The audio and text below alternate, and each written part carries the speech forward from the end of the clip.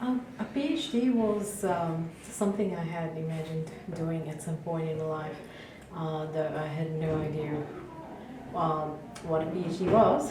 So I ended up after my high school doing chemistry and mathematics at uni, and then began thinking, okay, what do I do with this?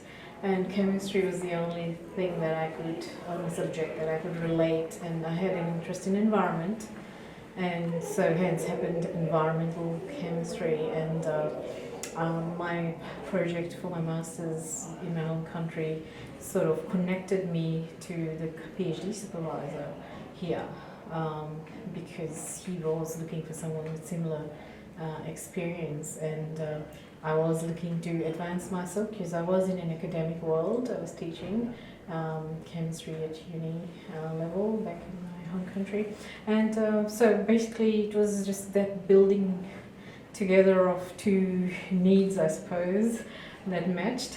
And I had an interest in understanding the environment impact of human activities on the environment, and that sort of was the space within which this project also um, was conceptualized, looking at atmospheric mercury air quality impacts of power station, in particular looking at mercury. So that kind of was the background which led me to choose this particular project.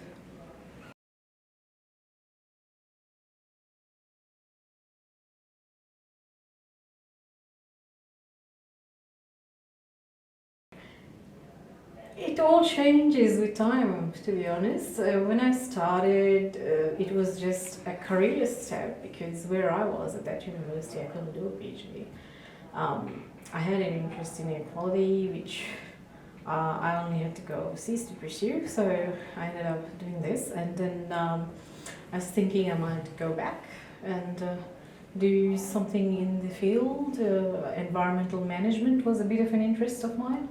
Um, and kind of links with the idea of understanding human impacts on the environment. So that was an interest, but during the PhD, one of the key things I learned is PhD is not about winning a Nobel Prize, really.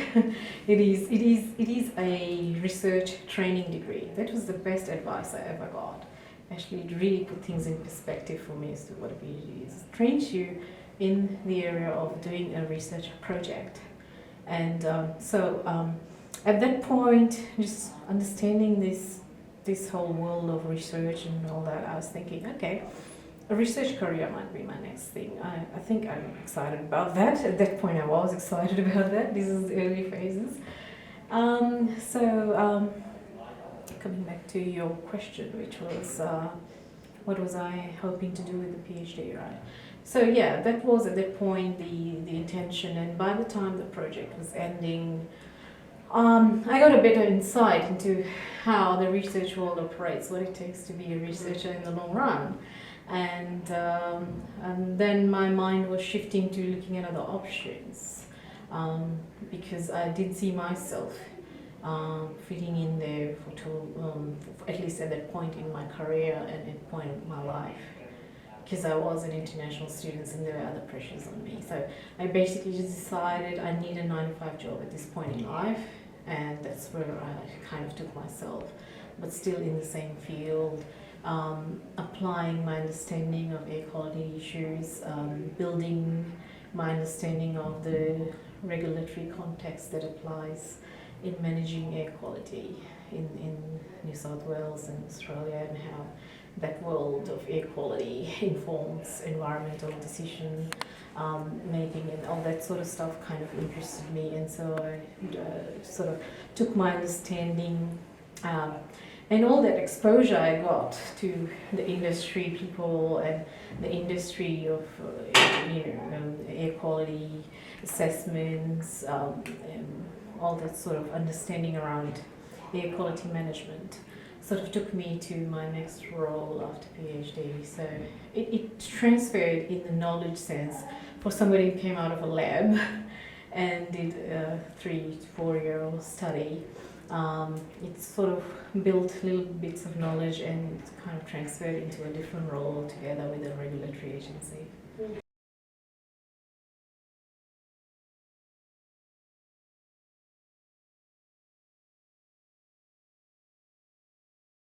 Right, my career path at that point said was an international student. I had other pressures, so I need a 9 to 5 job.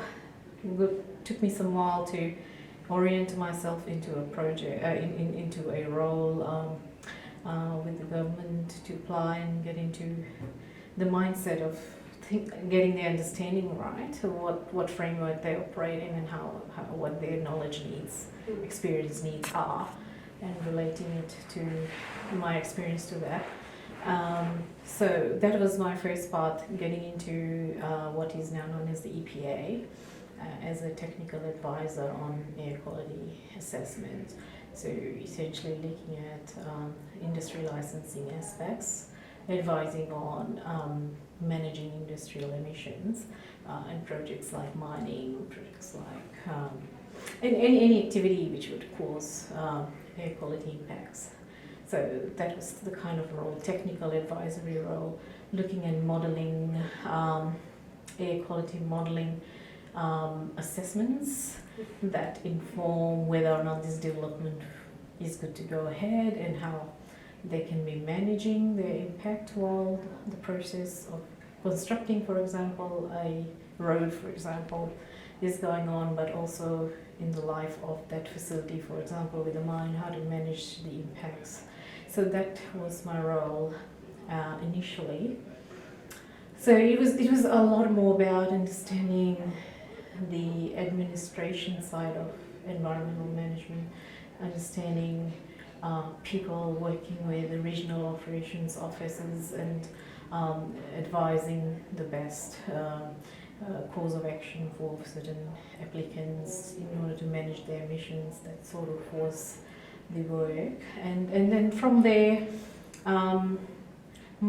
because I had a sort of close background to actual monitoring side of air quality, I ended up in my current role where I do data analysis, and that's where there's a bit of a link, real close link with what I was doing in my PhD, because I was looking at spreadsheets of data, and that's something I wish I had known. Didn't know a lot about data analysis, some basic Excel, Microsoft Excel skills, but that was something that I had experienced a lot in my PhD work, looking at spreadsheets of data that you download from a monitor and looking at doing data validation, looking at the quality of the data you're using, whether it's suitable, reject, that's sort of making decisions around reliability of information coming out from the instrumentation, and looking at trends in what you're measuring, looking at relating that to what's happening in the atmosphere. So are you seeing high particles or high pollution at this point during the day of, that's sort of thinking around what's actually happening in the atmosphere and actually looking at the data in spreadsheets and understanding, making all this analysis and deducing things out of that. So that is where my current role is, and my PhD was really a taster for that, because here I did a project where there was no established system, but where I've ended up working, there are established systems, and it's actually a bit easier than the PhD, but the PhD actually showed me that there was such a world, there was this field of work that people do, looking at spreadsheets and making meaning, making charts, relating information to people who really don't know science very well, don't know the basics that you work with, the assumptions that you work with. And I would say I got a taster for that kind of ability by doing this project, and making it relatable to the everyday person.